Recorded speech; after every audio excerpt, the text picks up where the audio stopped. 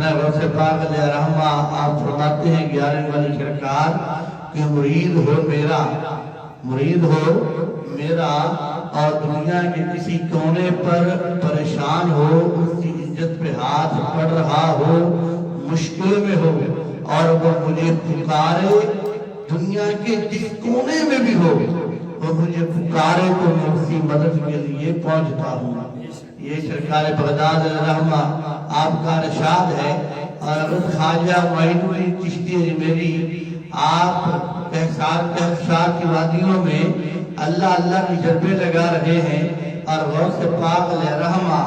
Baghdad شریف کی جامع مسجد میں خطبہ جمعہ دیتے ہوئے جوش آیا اور اعلان فرمایا کہ میرا یہ جو قدم ہے تمام اولیاء اللہ کی گردنوں پر ہے۔ ادھر آپ کا فرمانا تھا اور ادھر غوث حضرت خواجہ معین الدین چشتی اجمیری آپ نے کہا عرض کی، اے غوث اعظم اوروں کی گردنوں پہ آپ کا قدم ہوگا، میری سر اور آنکھوں پہ آپ کا قدم ہے۔ یہ وہ غوث اعظم ہے جو تمام اولیاء اللہ کے جس طرح آقا علیہ السلام وہ انبیاء میں امام الانبیاء ہیں، اسی طرح غوث پاک علیہ رحمہ امام الاولیاء ہے۔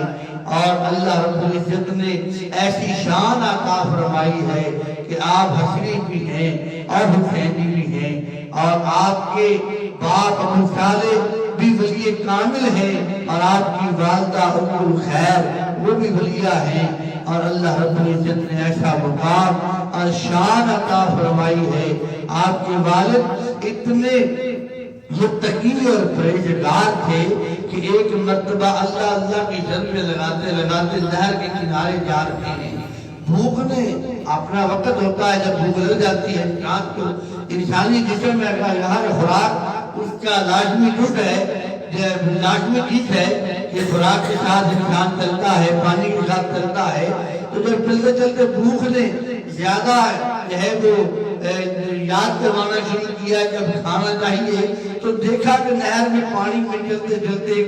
تیرتے تیرتے ایک سیب کا ایپل کا دانہ جو ہے وہ تیرتا ہوا جا رہا ہے۔ آپ نے جب دیکھا نہ پکڑا اور پکڑ کے اسے کھانا شروع کر دیا۔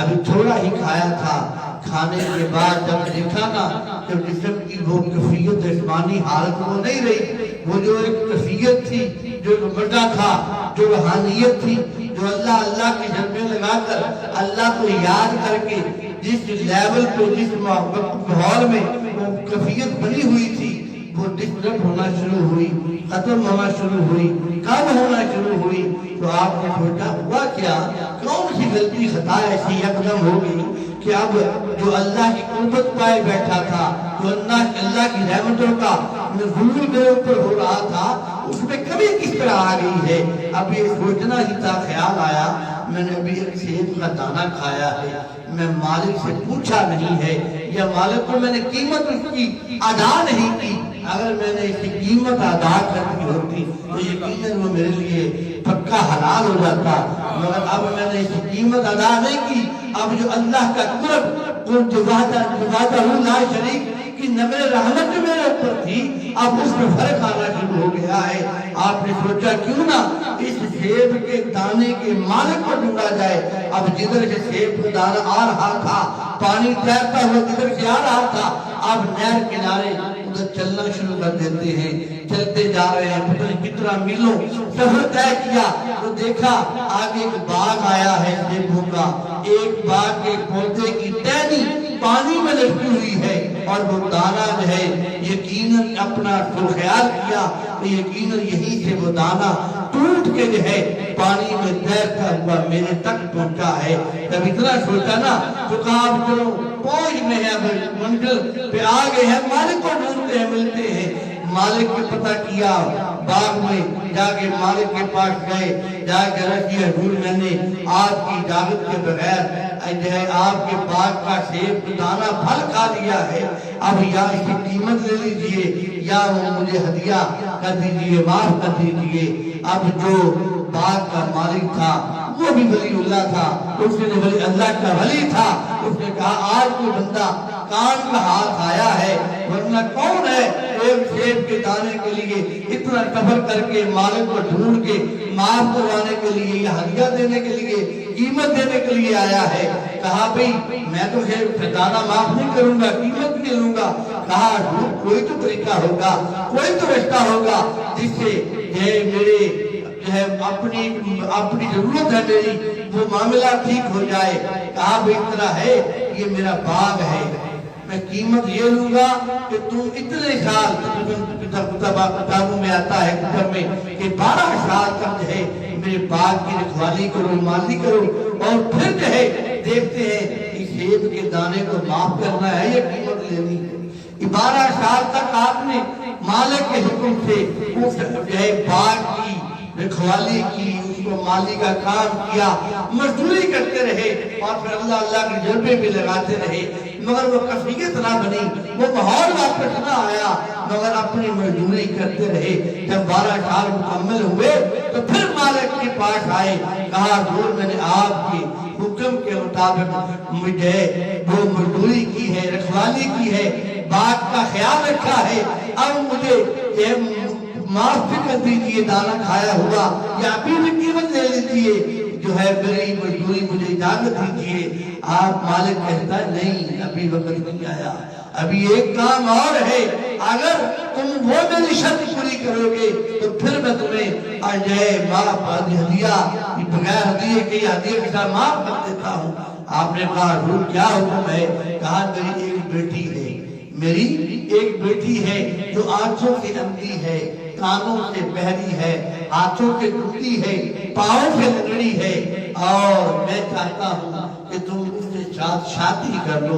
حضرت غوث اعظم علیہ رحمہ کے والد محترم ابو صالح کی بات کر رہا ہوں۔ غوث اعظم کا مقام تو بلند ہے نا، ارے وہ تو غوث الورا ہے، ارے غوث اعظم وہ غوث اعظم ہیں جو گھر سے پڑھنے کے لیے چلتے ہیں تو فرشتے اپنے پر بچھاتے ہیں، اور راستے میں آنے والا کینکر روڑا جو ہے، پتھر جو ہے، وہ بھی فوم بن جاتا ہے۔ ارے میں ان کے والد کی بات کر رہا ہوں۔ جب والد نے ابو صالح نے سنا رحمت اللہ علیہ تو کہا یا 12 سال تک سوچا نا، دماغ میں خیال آیا کہ 12 سال تک میں نے رکھوالی کی، امید تھی 12 سال کے بعد معاملہ ختم ہو جائے گا۔ ارے یہ تو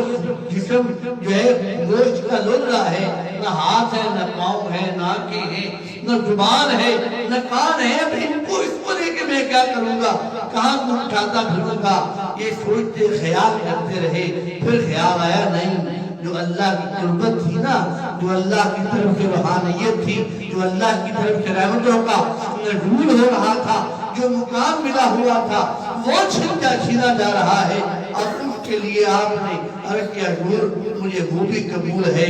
آپ کے دوسرے محترم نے، باغ کے مالک نے نکاح پڑھایا، نکاح پڑھ کے کہا بیٹے وہ تمہارا گھر ہے، وہ تمہارا کمرہ ہے، دلہن اندر ہے، جاؤ پوری زندگی آرام کرو، جیو کھاؤ پیو یہ باغ کے ساتھ۔ تو پھر جب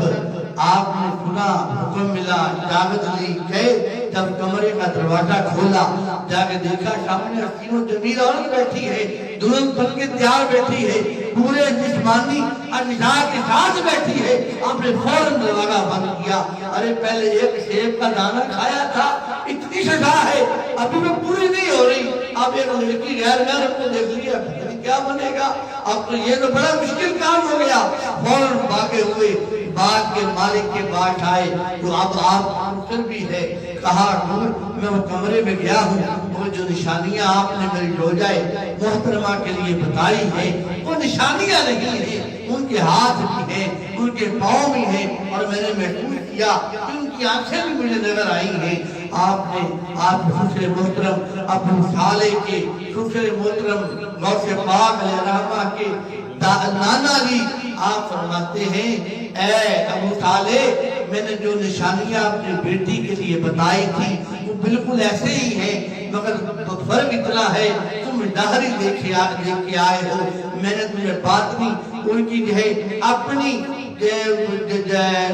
دنیاوی لحاظ سے روحانی لحاظ سے میں نے نشانیاں بتائی تھی کہ آج تک میری بیٹی کا ہاتھ کبھی غیر حرام چیز کی طرف نہیں پڑا، اس لیے وہ بھی ہے۔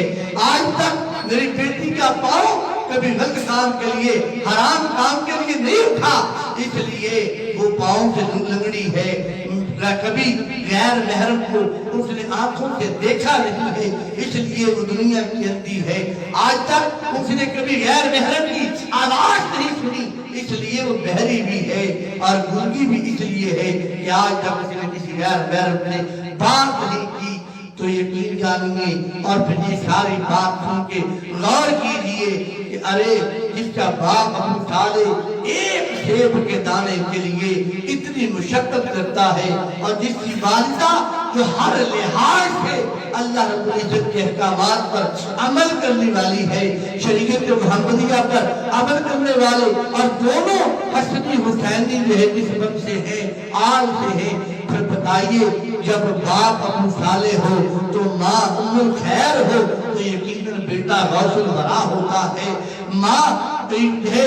سیدہ فاطمہ ہو، باپ اگر مولا کائنات ہو تو یقیناً بیٹا امام حسن و حسین ہوتے ہیں، اور ماں آمنہ ہو، بیٹا عبداللہ ہو تو ماں پھر محمد رسول اللہ ہوتے ہیں۔ ارے یہ مقام اور شان اللہ رب العزت عطا کرتا ہے، اور غوث پاک رحمہ کی وہ ذات پاک ہے۔ جب آپ دنیا میں تشریف لائے نا تو رمضان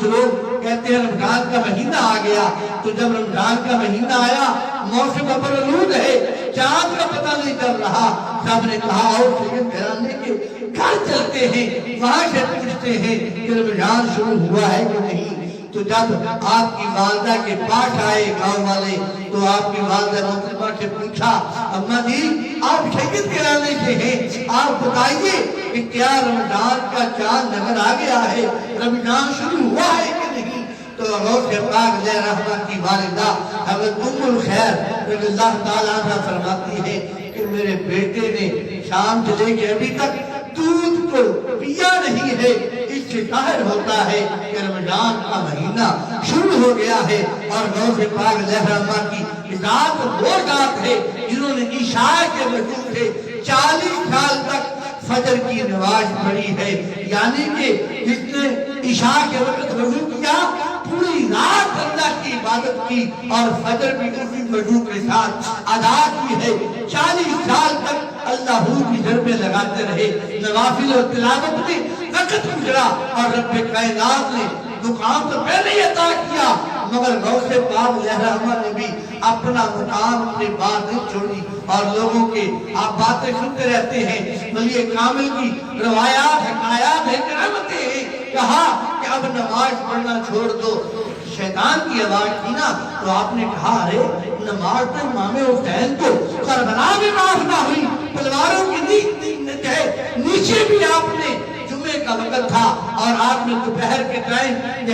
نماز ادا کی۔ ارے یہ کون ہے کہ مجھے کہہ رہا ہے کہ تم کامیاب ہو گئے، اب تمہیں نماز کی ضرورت نہیں ہے؟ آپ نے فوراً پڑھا لا حول ولا قوت الا باللہ العلی العظیم کہ شیطان دفع ہو جا مردود، تو مجھے بغلانا چاہتا ہے، میرے مقام کو دکھا کے تو میرے اندر جو ہے وہ برگلا کے مجھے رشتے سے ہٹانا چاہتا ہے، مغلوب کرنا چاہتا ہے۔ ارے یہ رب کائنات کہ وہ اللہ کے ولی ہیں، تو جدھر نگاہ اٹھاتے ہیں ادھر رحمتوں کا نزول ہوتا ہے، جو بات منہ سے نکال دیتے ہیں وہ پوری ہو کے رہتی ہے۔ اور یہ ہمارا ملک پاکستان جو اولیاء اللہ کی دعاؤں سے اور عطاؤں سے ملا ہے، اور تا قیامت جو ہے یہ شاد و آباد اس لیے رہے گا کہ یہ ولیوں کی دعا ہے، اولیاء اللہ کا فیضان ہے۔ اور ہم جو ہے جب میدان جنگ میں فوج پاکستان لڑ رہی تھی تب بھی بعد میں افواج پاکستان نے اس بات کی خود جو ہے لوگوں کو بتایا کہ ارے جس بندے کو ہم مارنا چاہتے تھے کوئی باپا آتا تھا اسے پہلے ہی مار دیتا تھا۔ یہ ولی کامل ہے جو اللہ رب العزت جنہیں مقام اور شان عطا کرتا ہے۔ کہ میں ابتدائیہ گفتگو میں کافی لمبی بات کر گیا، اور یقیناً رب کائنات کے جو ولی ہیں جو جنہیں اللہ تعالیٰ اللہ شان نے مقام عطا کیا ہے، ان کی شان بیان کرتے ہوئے رب کائنات ارشاد فرماتا ہے الا ان اولیاء اللہ لا خوف علیہم ولا هم یحزنون۔ ارے اللہ خبردار، اب دنیا میں آپ دیکھتے ہیں کسی چیز سے ڈرانا ہونا تو سب سے پہلے خبردار اللہ کا خبردار کا لفظ لکھا ہوتا ہے ریڈ سرخ روشنی میں کہ بھئی آگے خطرہ ہے، کہیں ہاتھ نہ ڈال لینا، غلط بات نہ بول جانا، تو ورنہ اگر کیا تو پھر نقصان اٹھاؤ گے۔ اور یقیناً رب کائنات نے ولیوں کا ذکر کرتے ہوئے بھی اللہ خبردار سے بات شروع کی کہ دیکھنا یہ اللہ کے ولی میرے دوست ہیں، اور انہیں دنیا کا نہ خوف ہوتا ہے نہ ڈر ہوتا ہے کہ میرے بندے ہوتے ہیں، جب میرے ہوتے ہیں تو پھر میرے ہی ہو جاتے ہیں، پھر انہیں دنیا کی کوئی لگاؤ نہیں ہوتا۔ یہ اللہ نگاہ ولی میں نگاہ ولی میں وہ تاثیر دیکھی، بدلتی ہزاروں کی تقدیر دیکھی۔